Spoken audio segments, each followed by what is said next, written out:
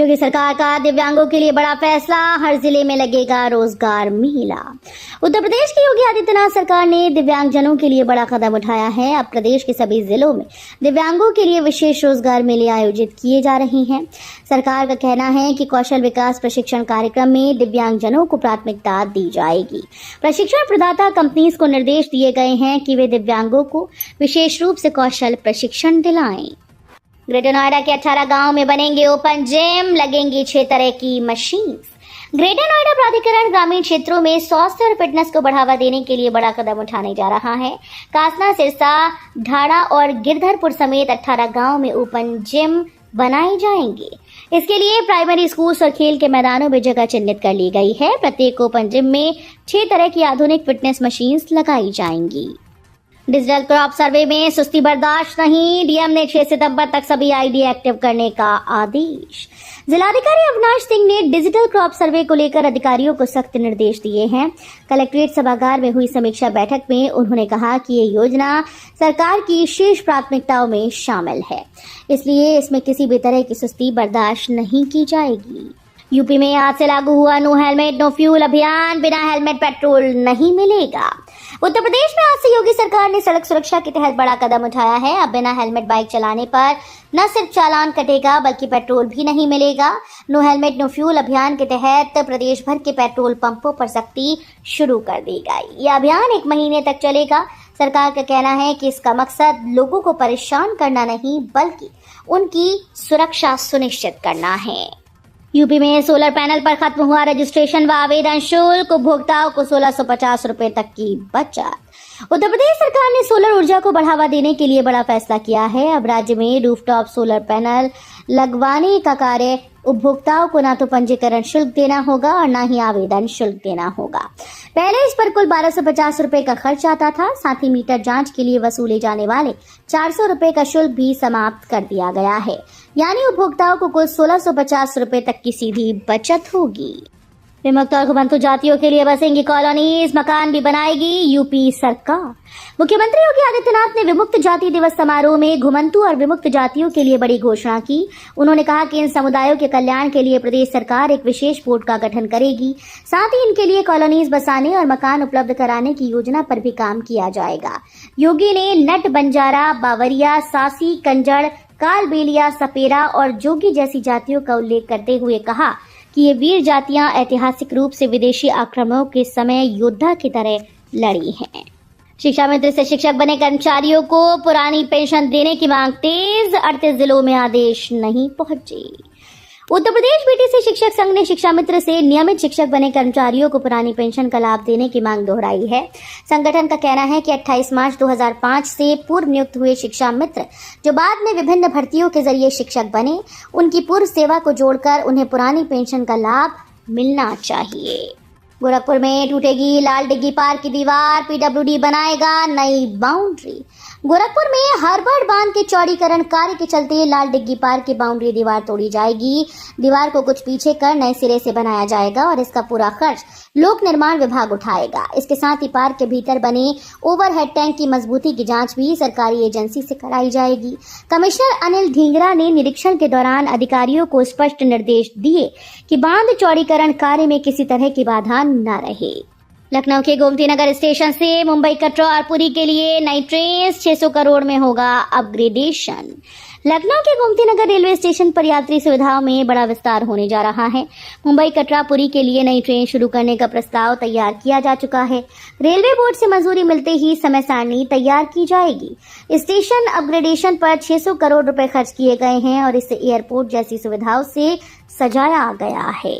नोएडा में देश की पहली टेम्पर्ड ग्लास यूनिट का उद्घाटन, अश्विनी वैष्णव बोले 25 लाख रोजगार के अवसर। नोएडा के सेक्टर 68 में ऑप्टिमस इंफ्राकॉम लिमिटेड में देश की पहली टेम्पर्ड ग्लास मैन्युफैक्चरिंग यूनिट का उद्घाटन किया गया। इस अवसर पर केंद्रीय इलेक्ट्रॉनिक्स और आईटी मंत्री अश्विनी वैष्णव मौजूद रहे। ये संयंत्र कानिंग के सहयोग से स्थापित किया गया है और अब इसे भारत में बड़े पैमाने पर टेम्पर्ड ग्लास का उत्पादन संभव होगा। नोएडा ग्रेटर नोएडा में फ्लैट रजिस्ट्री का रास्ता साफ, मंत्री बोले एनओसी मिलते ही मिलेगा घर। उत्तर प्रदेश के स्टैम्प कोर्ट फीस और रजिस्ट्रेशन राज्य मंत्री रविंद्र जायसवाल ने नोएडा और ग्रेटर नोएडा में फ्लैट रजिस्ट्री में देरी को लेकर स्थिति स्पष्ट की है। उन्होंने बताया कि रजिस्ट्री में विलंब उनकी विभागीय वजह से नहीं हो रहा, बल्कि बिल्डर्स और स्थानीय विकास प्राधिकरणों के बीच एनओसी विवाद इसका कारण है। नोएडा में बरौला की कई बिल्डिंग्स अवैध घोषित, बरेली रिंग रोड निर्माण अधूरे अधिग्रहण में फंसा। नोएडा प्राधिकरण ने बरौला के हनुमान मंदिर के पास 9 खसरा नंबरों पर बनी कई कमर्शियल बिल्डिंग्स को अवैध घोषित कर दिया है। खसरा नंबरों की सूची विज्ञापन के जरिए जारी की गई और प्राधिकरण ने लोगों से अपील की है कि वे भूमाफियाओं के झांसे में आकर कोई खरीद फरोख्त न करें। गाजियाबाद के तुलसी निकेतन में 400 फ्लैट खाली करने का फरमान, जीडीए ने नोटिस चिपकाए। गाजियाबाद विकास प्राधिकरण ने तुलसी निकेतन में करीब 400 फ्लैट को खाली करने का आदेश जारी किया। ये कदम बारिश के दौरान जर्जर भवनों के छज्जे और लेंटर गिरने के खतरे को देखते हुए उठाया गया।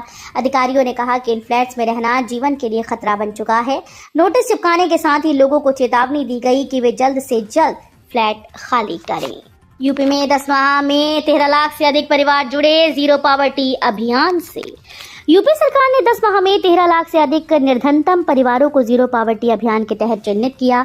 इस अभियान का उद्देश्य प्रदेश के गरीबतम परिवारों को गरीबी रेखा के ऊपर लाना और उन्हें बुनियादी सुविधाओं और सामाजिक सुरक्षा से जोड़ना है। अब तक 3,72,000 से अधिक परिवारों को इसका प्रत्यक्ष लाभ मिल चुका है। बरेली में मजहबी आयोजनों में डीजे बैंड बाजे पर शरीयत का फतवा, मौलाना ने दी नसीहत। उत्तर प्रदेश के बरेली शहर में धार्मिक आयोजनों में बढ़ते शोर और दिखावे को लेकर बरेलवी मसलक के उलेमा मौलाना शहाबुद्दीन रजवी ने फतवा जारी कर दिया है। मौलाना ने कहा कि मजहबी जुलूसों में डीजे बैंड बाजी और नाच गाने की इजाजत शरीयत के मुताबिक नहीं है। उन्होंने मुस्लिम युवाओं को इस तरह की गतिविधियों से परहेज करने की नसीहत दी। गोरखपुर विश्वविद्यालय में स्पॉट काउंसलिंग शुरू, अनारक्षित वर्ग की सीटें भर गईं।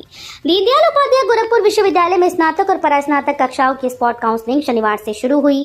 ये प्रक्रिया दूसरे चरण की काउंसलिंग के बाद रिक्त रह गई सीटों को भरने के लिए आयोजित की गई। पहले दिन कुल 70 सीटों पर प्रवेश हुआ, जिसमें अनारक्षित संवर्ग की सभी सीटें भर गईं।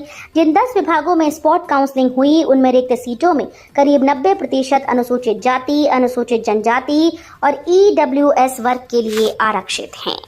अखिलेश का केंद्र पर वार। सपा अध्यक्ष और पूर्व मुख्यमंत्री अखिलेश यादव ने केंद्र सरकार पर तीखा हमला बोला। उन्होंने कहा कि भारतीय बाजारों में चीनी सामान के लगातार घुसपैठ से घरेलू उद्योग और दुकानदारों का कारोबार बुरी तरह से प्रभावित हुआ है। इसका सीधा असर रोजगार पर पड़ा है और बेरोजगारी तेजी से बढ़ती जा रही है। अखिलेश ने चेताया कि चीन पहले हमारे बाजारों को अपने माल से भर देगा और फिर भारत को अपने उत्पादों पर निर्भर बना देगा। पीएम मोदी ने शी जिनपिंग को बुलाया भारत 2026 ब्रिक्स शिखर सम्मेलन के लिए आमंत्रण। प्रधानमंत्री नरेंद्र मोदी ने चीनी राष्ट्रपति शी जिनपिंग को 2026 में भारत द्वारा आयोजित ब्रिक्स शिखर सम्मेलन में आमंत्रित किया। पीएम मोदी शंघाई सहयोग संगठन सम्मेलन में हिस्सा लेने चीन गए थे और रविवार को जिनपिंग से मिले। विदेश मंत्रालय की जानकारी के अनुसार शी जिनपिंग ने निमंत्रण स्वीकार करते हुए भारत की ब्रिक्स अध्यक्षता को समर्थन देने की पेशकश की। आगरा में नकली दवा सिंडिकेट का खुलासा, 150 करोड़ का टर्नओवर और 1 करोड़ की रिश्वत। आगरा में एसटीएफ और औषधि विभाग ने नकली दवा के मामले में बड़ा खेल पकड़ा। संजय बंसल और उनके परिजन की फर्म ने पिछले 5 महीनों में 4 राज्यों में 150 करोड़ रुपए का कारोबार किया। दवा कारोबारी हिमांशु अग्रवाल को रिश्वत देने की कोशिश करते हुए गिरफ्तार किया गया। मामले में अब तक 3 केस दर्ज हो चुके हैं। अब बनो अपने मालिक, यूपी सरकार की योजना से बिना ब्याज के लोन लेकर शुरू करें बिजनेस। उत्तर प्रदेश सरकार ने युवाओं को स्वरोजगार की दिशा में प्रेरित करने के लिए मुख्यमंत्री युवा उद्यमी विकास योजना शुरू की। मेरठ समेत पूरे प्रदेश के ऐसे युवा जिनके पास हिम्मत और आइडिया है लेकिन पूंजी की कमी है, इस योजना का लाभ उठा सकते हैं। इसके तहत उन्हें 5 लाख रुपए तक का लोन बिना ब्याज के उपलब्ध कराया जाएगा। योजना का उद्देश्य युवाओं को अपना व्यवसाय शुरू करने का अवसर देना और उन्हें आर्थिक रूप से आत्मनिर्भर बनाना है। परिषदीय स्कूल के विलय मामले में अहम सुनवाई आज। हाईकोर्ट ने पहले दिया था यथास्थिति आदेश। प्रदेश के परिषदीय स्कूल के विलय मामले में इलाहाबाद हाईकोर्ट की लखनऊ पीठ आज 1 सितंबर को सुनवाई करेगी। न्यायमूर्ति राजन रॉय की अध्यक्षता वाली खंडपीठ के समक्ष विशेष अपीलें सूचीबद्ध हैं। बीते 24 जुलाई को हाईकोर्ट ने सीतापुर के स्कूल के विलय में उजागर अनियमितताओं के मद्देनजर यथास्थिति बनाए रखने का आदेश दिया था। गाजियाबाद में जमीन महंगी होने जा रही, सर्कल रेट में 10 से 15% की बढ़ोतरी संभव। दिल्ली के पड़ोसी गाजियाबाद में जमीन खरीदने वालों के लिए बड़ी खबर है। पिछले साल सर्कल रेट में 5 से 10% की बढ़ोतरी हुई थी, वहीं इस बार इसे 10 से 15% तक बढ़ाने की तैयारी चल रही है। सर्वे की प्रक्रिया पूर्ण हो चुकी है और नई दरें सितंबर के पहले सप्ताह में जारी होने की संभावना है। इसके बाद आम जनता से आपत्तियां मांगी जाएंगी। गाजियाबाद में 9 महीने बाद भी 2000 बच्चों का एडमिशन नहीं, पेरेंट्स परेशान। गाजियाबाद में 8वीं दाखिला प्रक्रिया शुरू हुई, 9 महीने बीत चुके हैं, लेकिन जिले के 2100 बच्चे अब भी दाखिले से वंचित हैं। शिक्षा का अधिकार के तहत 1 दिसंबर 2024 को दाखिला प्रक्रिया शुरू हुई थी। पहली लॉटरी 24 दिसंबर को निकाली गई और जनवरी, फरवरी, मार्च में कुल 4 चरणों में 6306 बच्चों का चयन किया गया। इनमें से 4206 बच्चों को ही निजी स्कूल में दाखिला मिला। आगरा पुलिस ने एटीएम फ्रॉड का किया खुलासा, सीसीटीवी से 5 आरोपित गिरफ्तार। आगरा के कमला नगर पुलिस ने एटीएम फ्रॉड के एक गैंग का पर्दाफाश किया। आरोपितों ने एटीएम में प्लास्टिक की पट्टी लगाकर ग्राहकों की रकम फंसा दी और बाद में निकाल ली। गैंग के 5 सदस्य गिरफ्तार किए गए, जिनमें मामा भांजा शामिल हैं। 4 प्रतापगढ़ और 1 कासगंज का निवासी है। शातिरों ने कुछ दिन पहले कैनरा बैंक के एटीएम से 5 ग्राहकों की रकम चोरी की थी। पुलिस ने बताया कि आरोपित विशेष रूप से डाइबोल्ड मशीन वाले एटीएम को निशाना बनाते थे। यूपी में भारी बारिश से हालात बेहाल, बाढ़ से 18 जिलों में तबाही, स्कूल्स में अवकाश। उत्तर प्रदेश के 20 जिलों में लगातार बारिश और बाढ़ ने जनजीवन को प्रभावित कर दिया है। बागपत में यूपी के राज्य मंत्री केपी मलिक का काफिला पानी में फंस गया।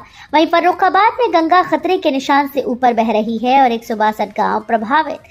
बस्ती में आसमानी बिजली गिरने से बच्चों की जान बची। पीलीभीत में 8 घंटे की मूसलाधार बारिश से सड़कों पर पानी भर गया और स्कूल्स में अवकाश घोषित किया गया।